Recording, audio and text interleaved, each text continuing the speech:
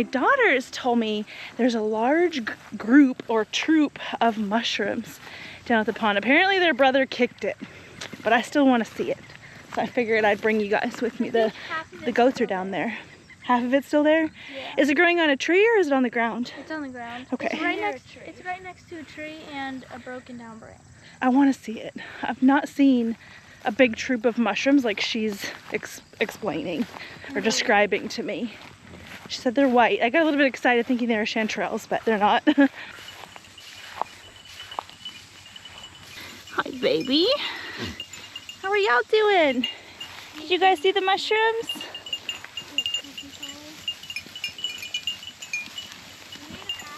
We gotta go in this way?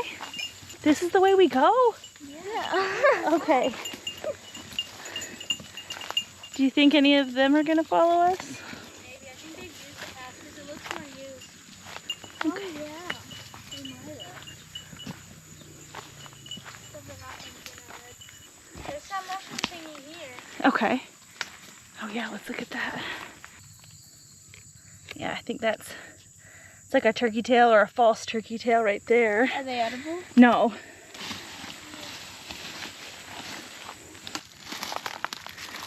Oh my goodness. Yeah. This is a polypore. It's a polypore. The grass grew into it. No, it probably grew into the grass. Oh. It doesn't bruise. Interesting. I've definitely got to look that up.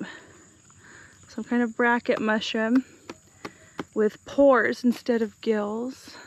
We could probably find the other ones over there. This isn't the one? This is the big one, but I picked two other little ones that were more that way. Okay, we can put this back where you found it.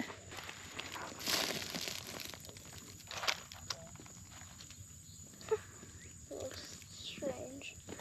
Yeah, that one's got pores on the bottom too. Yeah, that looks just like the yellow one that I picked. Interesting. It kind of reminds me of a mushroom called a bolete. I think boletes are edible, but I've got to double check. You tap it so that the spores can fall before you pick it. It feels weird. I think it's similar to that bright yellow one. It's just older. I can't see this one, but it's... You okay, Mom? That's growing sideways. That's weird. That wasn't there earlier. We'll see if that comes up more later. Interesting. This is part of it. Oh yeah, this is like the one I got the other day. Right in the same area. This is the other part of it. Yeah, I'm pretty sure these are poisonous. And there's mushrooms there. Mm-hmm. Those are pretty. They're also very woody. They look like cinnamon. Yeah, they do. Like someone just sprinkled cinnamon powder on them. That's the spores. That part right there, yeah, that comes out of the bottom, and that's how they make more mushrooms. That's pretty cool, huh? Yeah. It's basically like a seed, but it's powder. Not enough goats, you guys.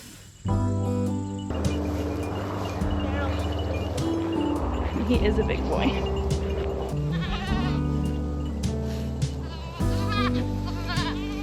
It almost looks like there's more boys than girls. There's 12 boys and 15 girls at the moment. Yes. Do you have a wrinkly neck? Yeah, he does. Yes, oh, he doesn't want me touching it.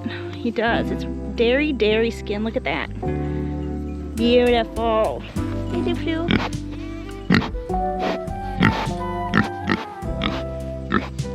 You had plenty of food today, ma'am. You had plenty. Yes. You keep burping on me. What is up with that? Hey, girl. May. Hello. What are you looking for? Hey, pretty girl.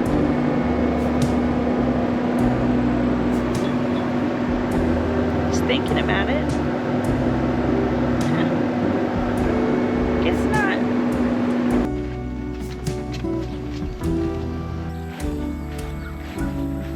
Oops. left clothes water on. What's funny is this is not the first time that I've done this, and she's actually making her own little wallow right here. We need this anyway. You want a drink? Silly boy. I found a use for the dragonfly clips. It holds my hose in place. Good evening. It's lovely, actually. It's going to be a little bit warm the next few days. I'm a little bit nervous about my brassicas, but it is what it is with this brassica experiment that we're doing this year. Most of the brassicas have grown noticeably since putting them in. They seem to be handling pest pressure really well. Again, I have been coming through with BT weekly, and I've been picking off beetles as I see them, but there really haven't been too many. We have had some casualties here. I honestly think that this might be from me overwatering, to be very honest. When I amended with barn clean out, which isn't super unusual, but over time, lots and lots of organic matter can make the soil composition quite heavy, and it can retain lots of moisture. So what maybe watering twice a week is not what's needed anymore. Once a week is probably plenty. Yellowing leaves can absolutely mean too much water. And it feels like this is nice and moist, and I haven't watered in a while. Actually, the Brussels sprouts in this bed don't look super great, which is funny because most of the Brussels sprouts look good, so I don't really know what's going on with this bed, but they are not happy.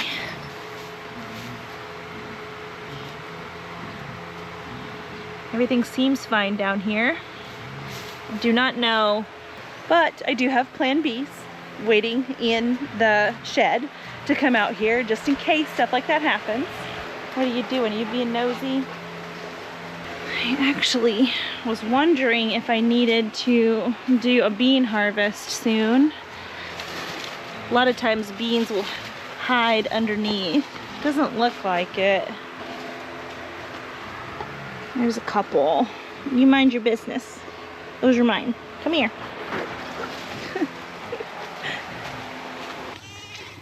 It's about time I come out and actually harvest the pimentos and deal with those. This pepper looks like it's lacking water, which checks out. We had been getting very consistent rain, and then we suddenly didn't, and it looks like I do need to actually water out here. The Armenian cucumbers are actually growing, which surprises me. Good evening, boys. How are you? Hello. Hello. I did not get a snack for you. I'm so sorry. I failed. Huh?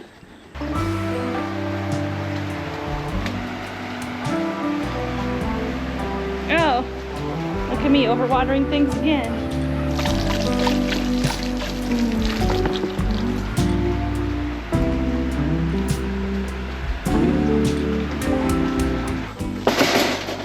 Do you like tomatoes, Ruckus? Yummy, huh? Warden. Oh, he spit that out. Ruckus totally spit it out. You don't like it? Was that not what you expected? He's gonna rub his face on here. Wow. Okay. Bear, do you have your father's taste? No, Farrell's gonna... Okay, hold on, buddy.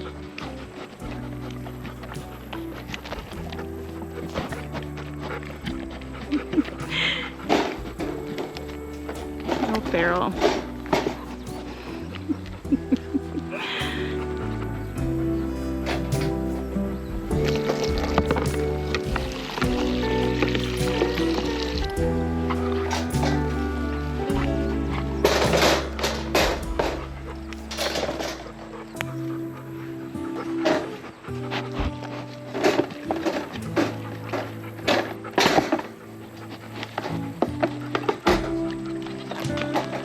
Not letting anybody try it.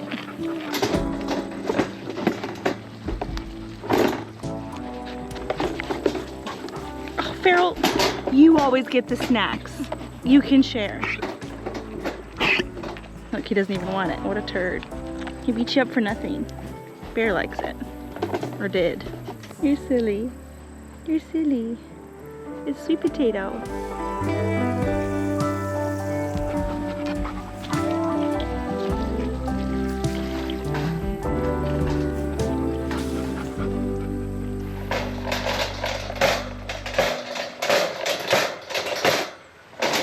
You're not as enthusiastic about killing those ones.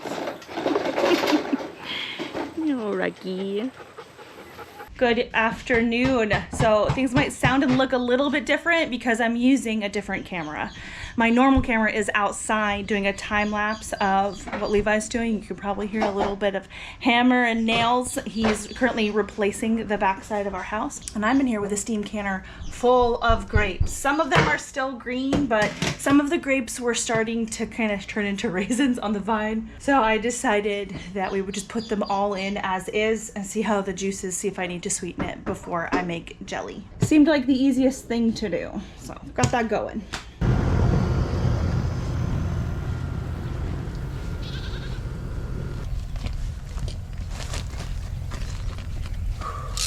At least it's warm out.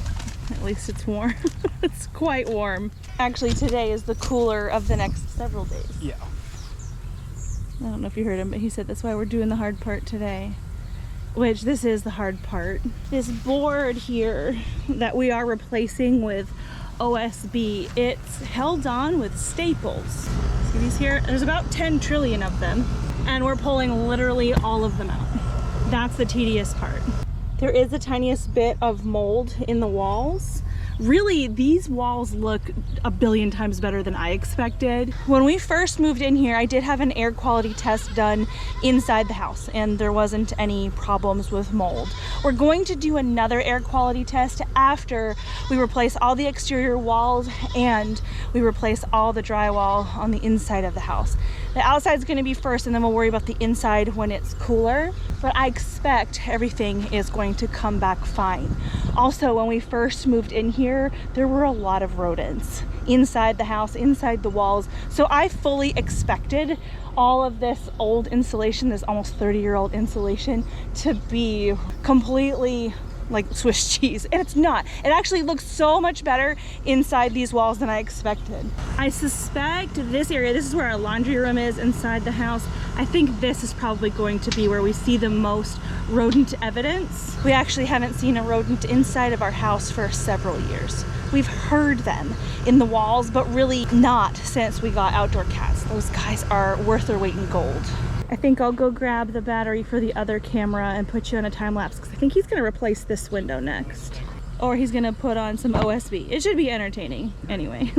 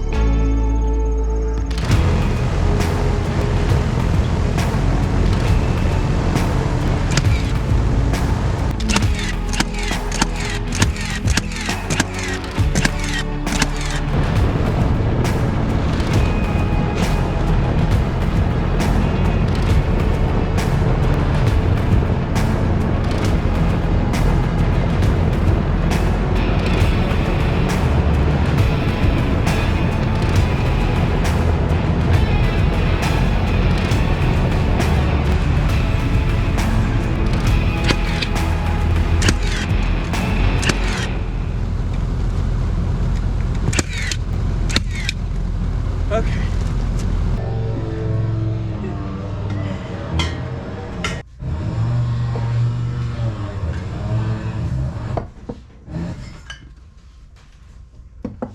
It's a beautiful grape juice from what we harvested this morning.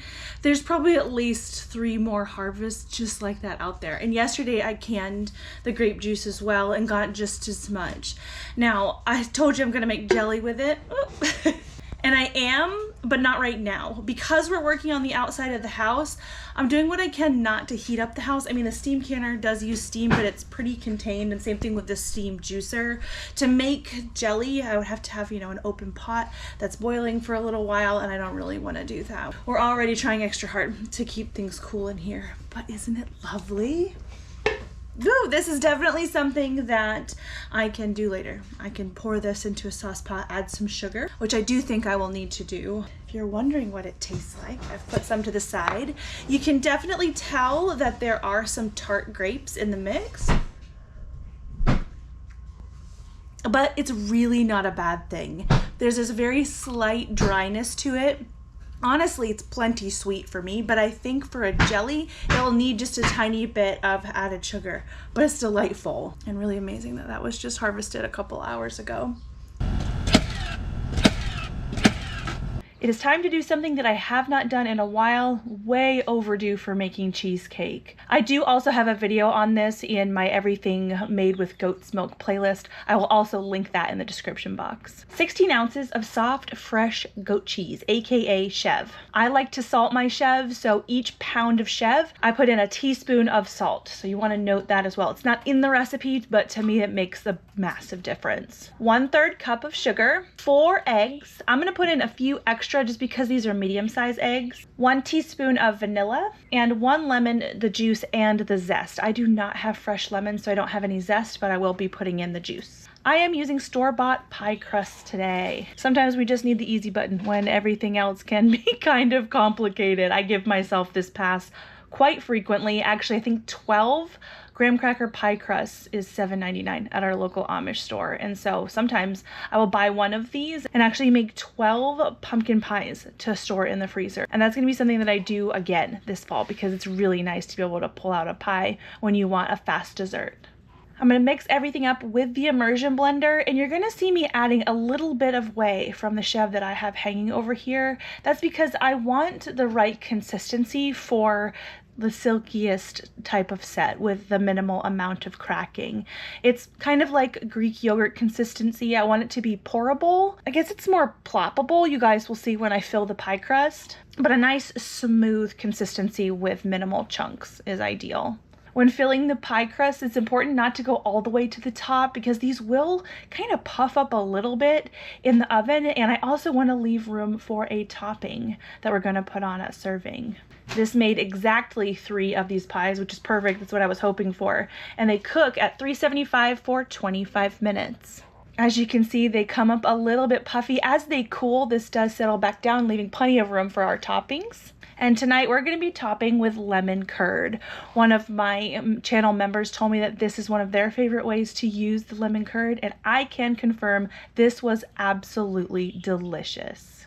Happy Tuesday, and it is day 3 of the west wall replacement. One of the major things that we knew needed fixing with our house is back when our house was, I wanted to say built, but it's a mobile home. It was rolled here and placed the 2 halves together. But I don't even know if it's code now, but it definitely wasn't code to have house wrap back then. The USB, that black material that was put on with staples, that has some kind of waterproofing that obviously has worn out over time. But we really wanted to make sure we got the house wrap on. That is this white plastic material that's going to really help with the serious humidity that we have here and the crazy weather. So he's got that on, and Molly is helping him put the rest of the siding on. This definitely is a process that is taking a lot longer than either of us anticipated, but we actually got a quote for what if Levi wasn't the one to do this restoration on our house? What would it cost?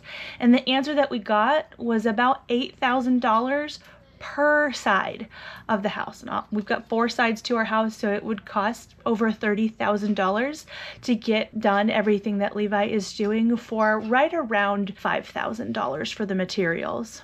So even though it's taking a little bit longer, it is absolutely well worth it. And we are incredibly blessed that Levi has the skills to be able to do things like this. Good morning. It's been about 30 days, actually I think it's been 31 days, since we set up my very first elderberry wine using elderberry juice from elderberries that we grew here on the homestead. I will confess I have smelled this and it smells like it worked. What I have to do now is what's called racking the wine, which is getting the wine off of the sediment that's on the bottom. This will be the first time that I'm doing this. I'm taking it from this 1 gallon container into this ½ gallon container, which I have sterilized. And I'm gonna have a little bit more than what's gonna fit in here, so I'm going to put some of it over here and we're gonna taste it. I am choosing to do like a secondary ferment in this vessel. I am still learning, so this is just me taking you through my learning process on this. This is not necessarily a how-to. So what I have here is my ½ gallon container. I'm gonna set it lower than my gallon container, and we're gonna be using an auto siphon, which is this tube here, to help transfer the liquid. There we go. I think you can see more of what's happening now. We're just going to move it over. This tube is pretty long. I may end up trimming this at some point, maybe not.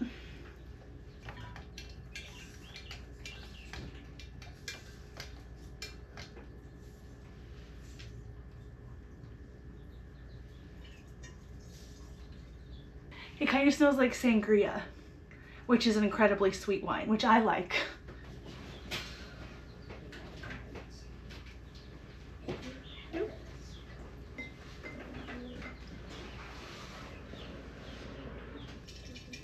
Oh no.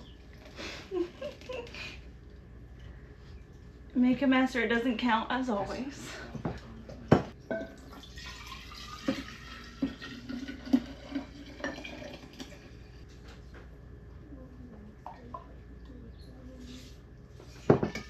Alright, so everything's moved over. I imagine that I did get a little bit of sediment in here. That's one of the reasons, from my understanding, that you do a second ferment, is so that if there's any extra sediment, it just helps clarify things. It'll all settle to the bottom. And as you can see in this little thing here that it's a little bit cloudy, but I still want to use this thing that I got to test the alcohol level. I didn't do a pre-fermentation reading on this wine with, I forget what this is called, but it floats relative to how much sugar is in your initial mixture, and then as the yeast eats up the sugar, your alcohol increases. So if you've got that initial reading, you should be able to tell how much alcohol your wine has. Like I said, I don't have that initial reading. We're floating a little bit though. Cheers.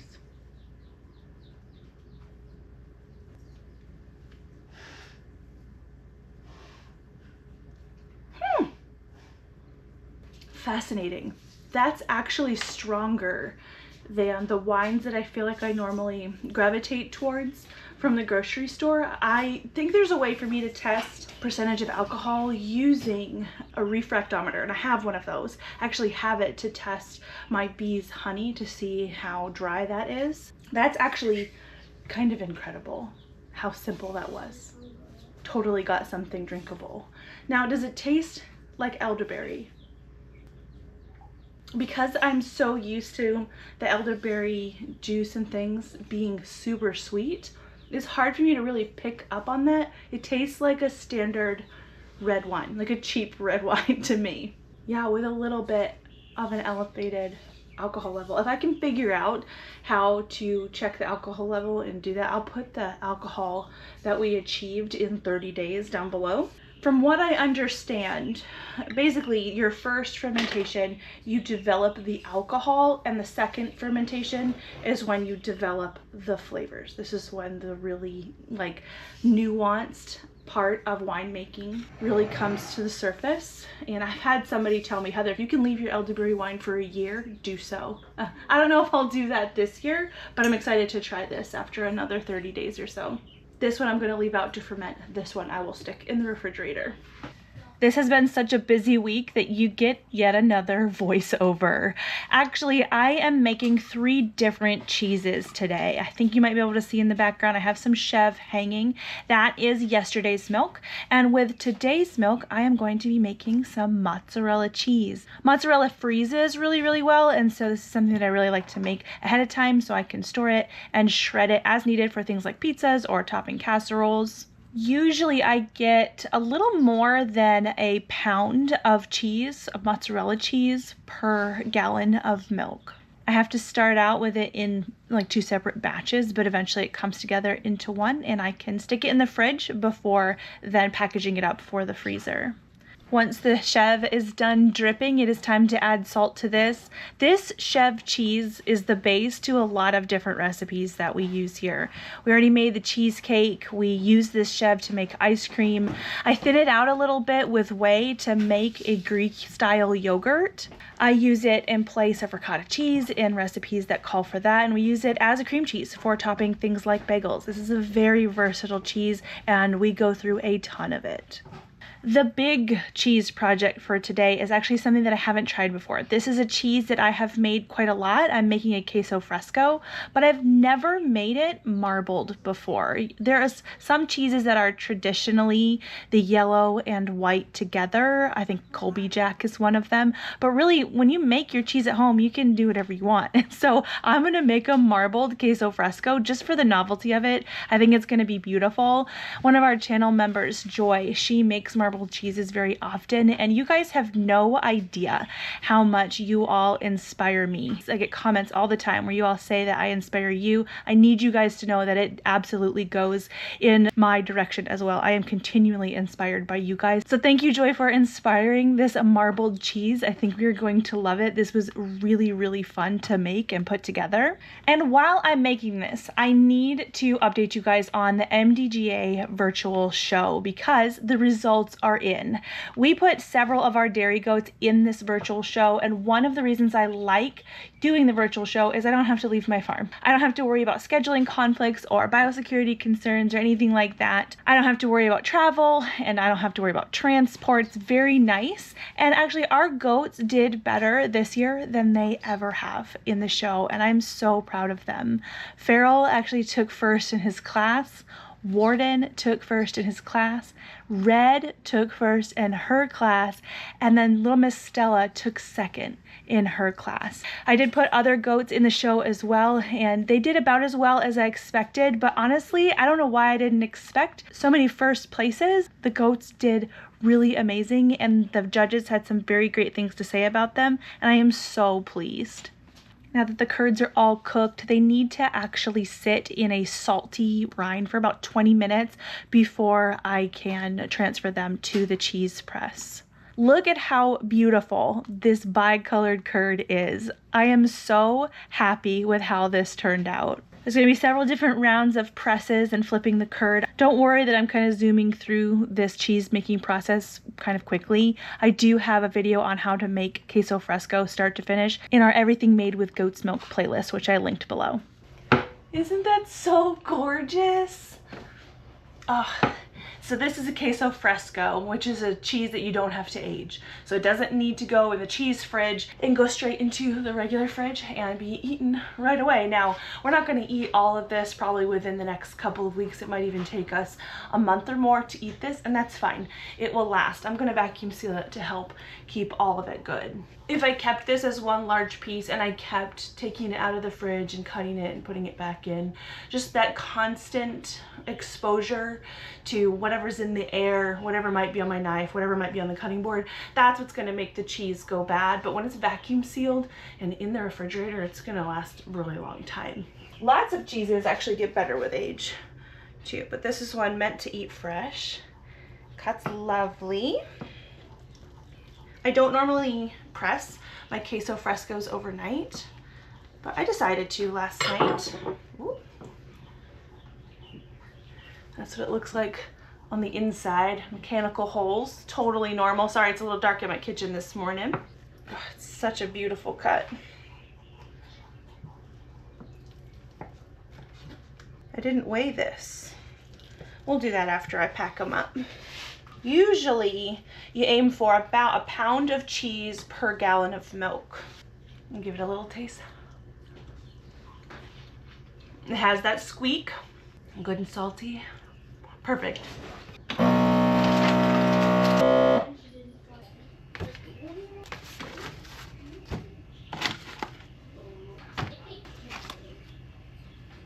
Four and a half gallons of milk, 4.5 pounds of cheese.